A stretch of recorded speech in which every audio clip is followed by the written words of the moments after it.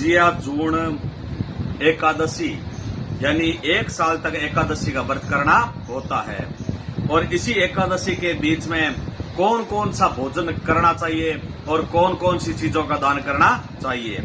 जिया जून एकादशी में लिखा है कि जिस चीज को आप ग्रहण करते हो उसी चीज का ही दान देना चाहिए। जैसे सबसे पहले बताया है कि जेठ शुद्धि में आम खाना चाहिए और आम का ही दान देना चाहिए। आषाढ़ बदी में मिश्री खानी चाहिए और मिश्री का दान देना चाहिए। बदी का मतलब है कि हर महीना जो भी जेठ आषाढ़ जो महीना प्रारंभ होता है उसे कहते हैं बदी, और जो महीना उतरता है उसे कहते हैं शुक्ल पक्ष यानी सुदी। अब आषाढ़ बदी में मिश्री खानी चाहिए और मिश्री का दान देना चाहिए। आषाढ़ शुद्धि में मन का दाग खाना चाहिए और मन का दाग का दान देना चाहिए। श्रावण बदी में गाय का दूध पीना चाहिए, गाय का दूध दान देना चाहिए। श्रावण शुद्धि में गुड़ खाना चाहिए, गुड़ का दान देना चाहिए। भादवा बदी में बिदाम खाना चाहिए और बिदाम का दान देना चाहिए। और भादवा शुद्धि में काकड़ी खानी चाहिए और ककड़ी का दान देना चाहिए।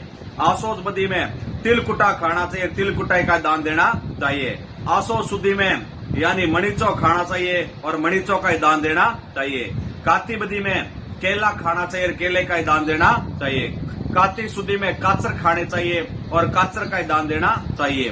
मिंगसर बदी में नारियल खाना चाहिए और नारियल का दान देना चाहिए। मिंगसर शुद्धि में खारक खाने चाहिए और खारक का दान देना चाहिए।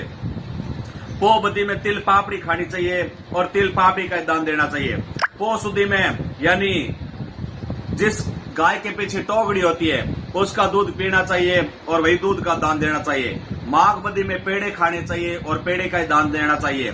माघ शुद्धि में इख यानी जो गन्ना होता है उसी को खाना चाहिए। सोठो यानी गन्ने को खाना चाहिए और गन्ने का दान देना चाहिए। फाल्गुन बदी में रबड़ी खानी चाहिए और रबड़ी का दान देना चाहिए।